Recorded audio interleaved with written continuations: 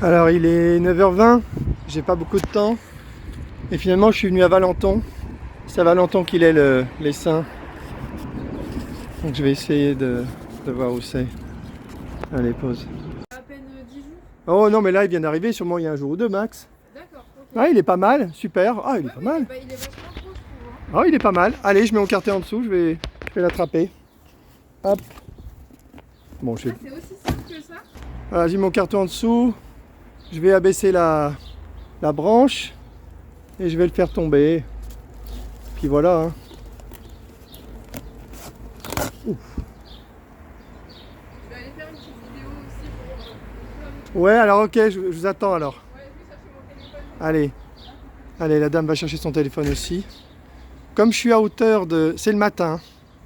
Je sais pas dans quelle ambiance sont les abeilles. Peut-être il y a quelques abeilles qui sont pas réveillées comme moi. Donc je vais mettre le chapeau pour montrer l'exemple aussi. Allez, pause. Allez, je vais juste secouer. J'ai mon chapeau. Bon, ça va quoi. Allez.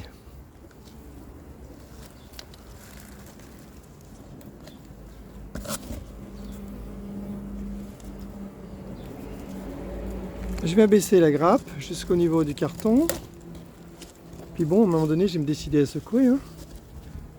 On peut secouer un seul coup de barreau ou sur le côté. Des petits coups plus répétés.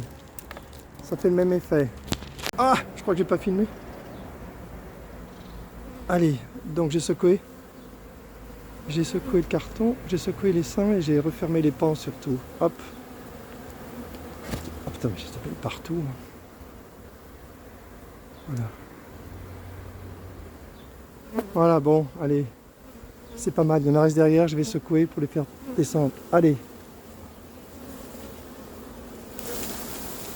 Voilà. Bon. Ils sont pas plus agressifs que dans la journée, hein.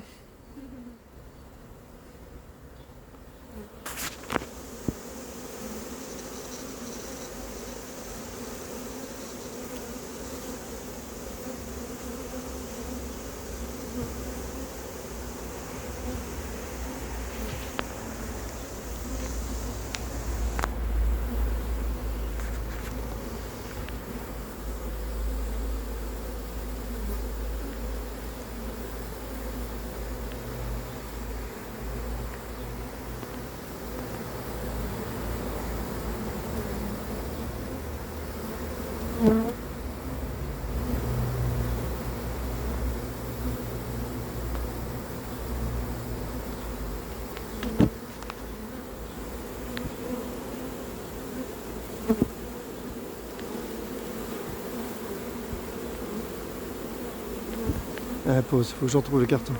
Voilà, je fais ma vidéo hein, comme d'habitude. Bah, effectivement, hein, la propriétaire m'a appelé pour me dire que les abeilles s'étaient bien regroupées. Donc je suis venu les chercher.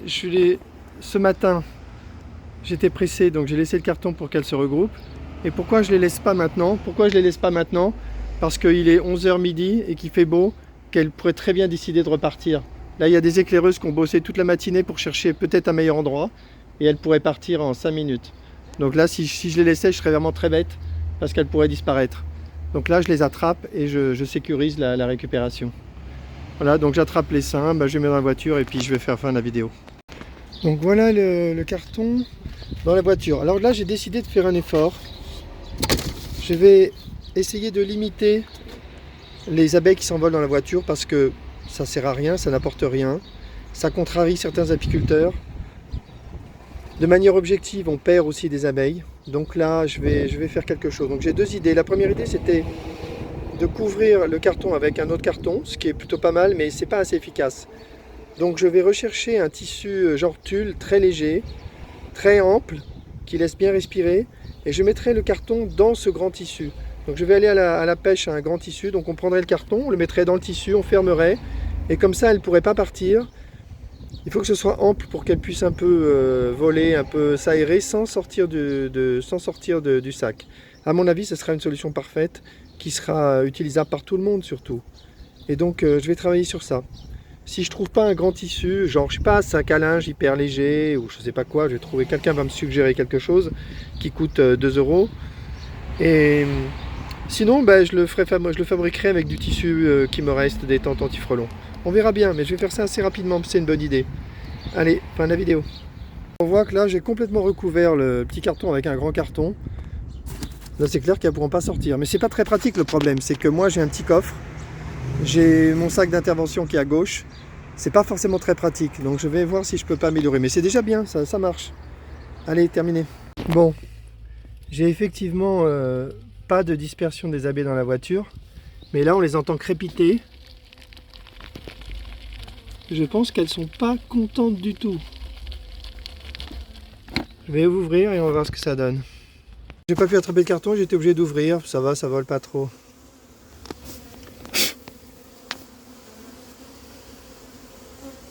Mais bon, j'ai amené le carton jusqu'au rucher et là je vais en perdre, c'est sûr. Là pour le coup, si je me gare pas à côté du rucher, je vais en perdre, mais tant pis. C'était une expérience, on va dire. On améliorera la prochaine fois.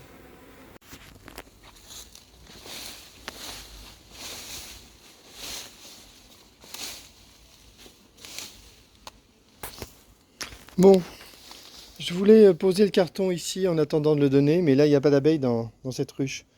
Donc je vais mettre ces abeilles dans cette ruche. Je vais juste vérifier que c'est propre en dessous. Oui, en effet, il y avait un paquet d'abeilles mortes en dessous. Peut-être pas de reine. Peut-être reine morte, qui sait. Donc là, j'ai dégagé de 4 qui ne me plaisaient pas. J'ai laissé les autres. Je ramènerai des barrettes. Et là, je vais verser les abeilles dans la ruche.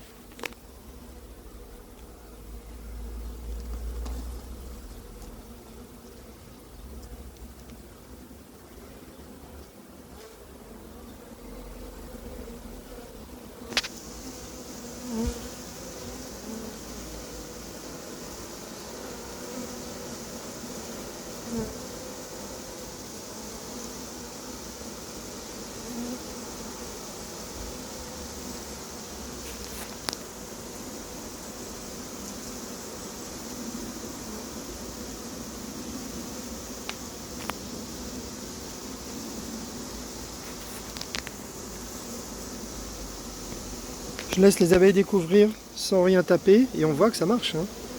Beaucoup d'abeilles déjà sont sur le cadre et battent le rappel, alors que c'est en dessous. Les abeilles ont tendance à monter, donc quand on ouvre le carton, elles ont tendance à se réfugier en haut du carton. Mais là, malgré ça, on voit qu'il y a déjà des abeilles qui ont repéré les rayons et qui adoptent la ruche.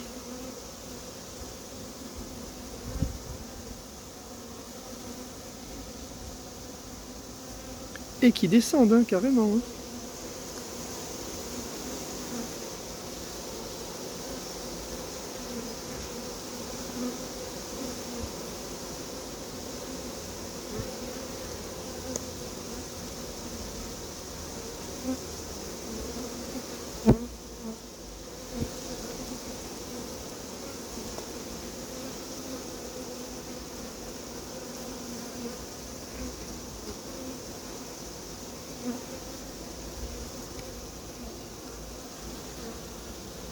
Quelqu'un suggérait de mettre des cartes bâties, c'est sûr, qu'elles apprécient.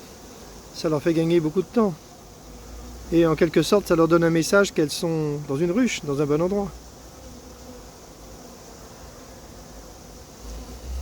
C'est ce que j'ai fait là, il y a plein de cadres. Je les ai laissés, bien sûr.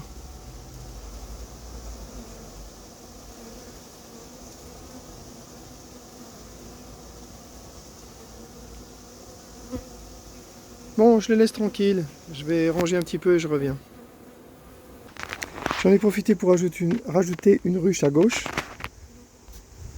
Et je rajouterai un essaimage là-dedans, ça fera 7 ruches, ça fera joli, 7 ruches monoblocs, ça fera très joli. Ici il y a beaucoup d'abeilles qui sont descendues, mais bien sûr, pas toutes, c'est pas possible, donc je vais les faire descendre. Là j'ai trouvé 2 cadres, donc je vais pouvoir les rajouter, donc je suis bon là, j'ai presque tout. Allez, je les fais descendre. Elle remonte même, on voit qu'elle remonte là. Allez, mais il y en a quand même beaucoup qui ont découvert, c'est ça qui compte.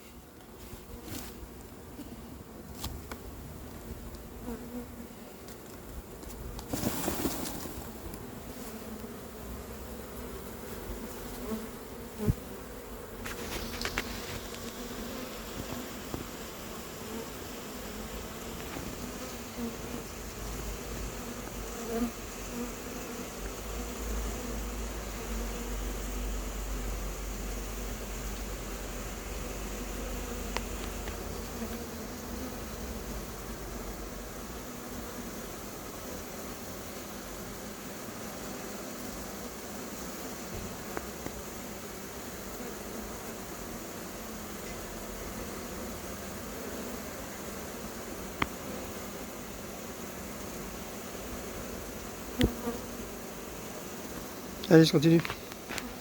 Je pose le téléphone pour que ce soit plus facile. Voilà. J'ai tout versé. C'est un bel ça.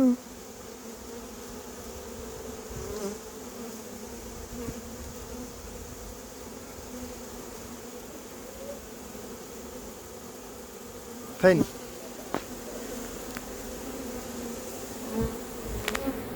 Ici.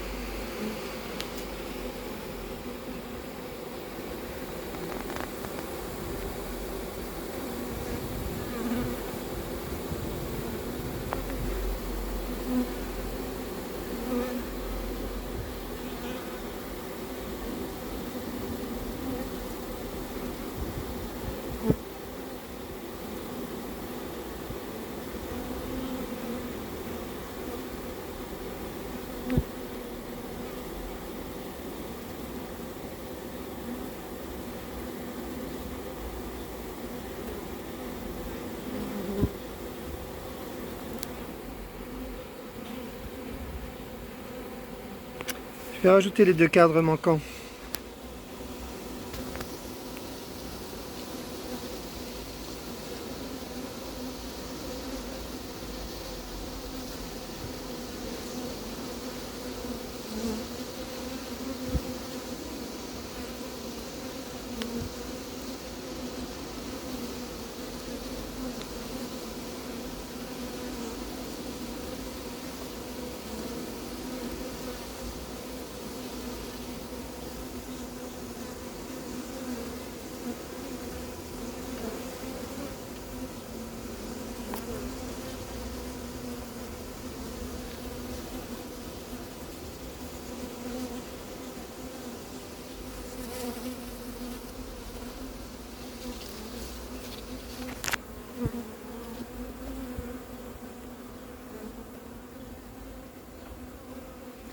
Ça aurait été peut-être plus malin de le faire avant, hein. J'économise des commentaires aux apiculteurs ayatollahs.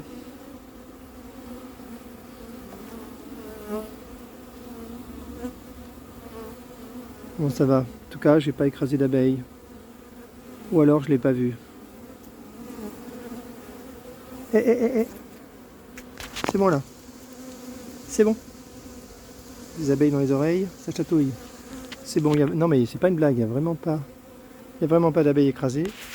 J'ai été très doucement. C'est que je les aime mes filles.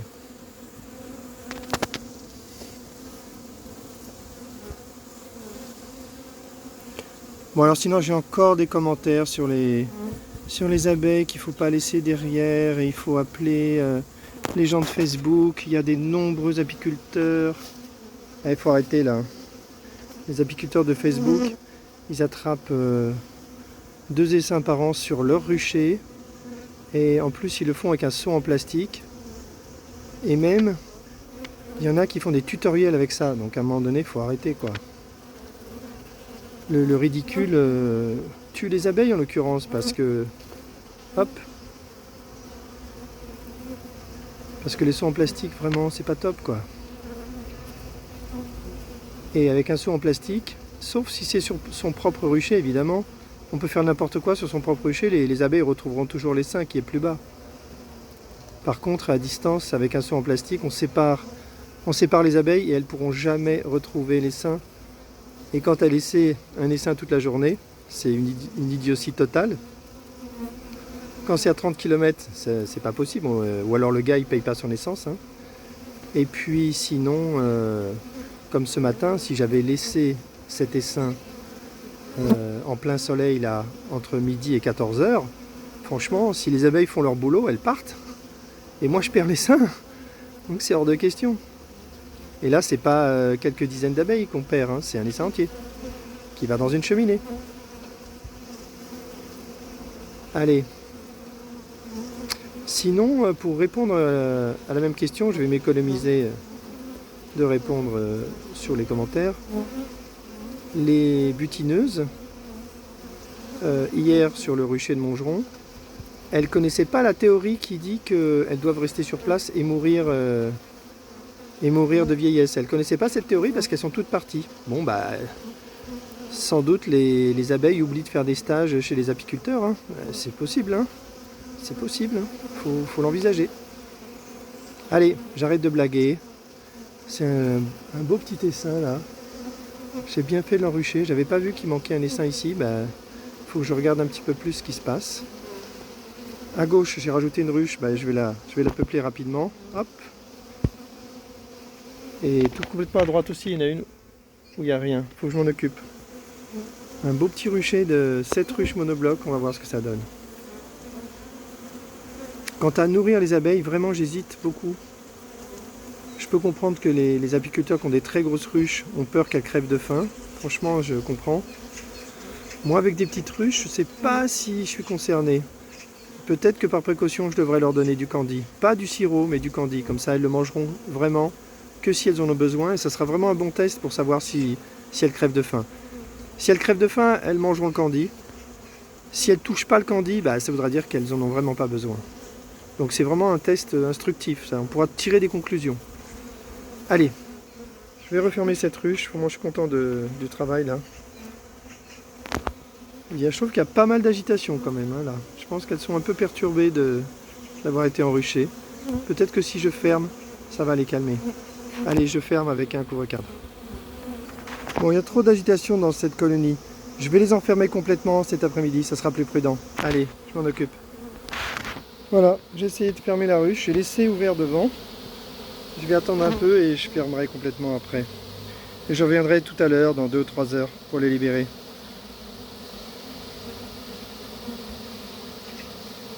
Ah, du coup, on va mettre le rappel à fond maintenant. Tout à l'heure, je sentais presque un départ, certaines effervescences. Et là, bah, maintenant, on voit plutôt le rappel. Donc ça va se calmer. Ma petite intervention était peut-être judicieuse.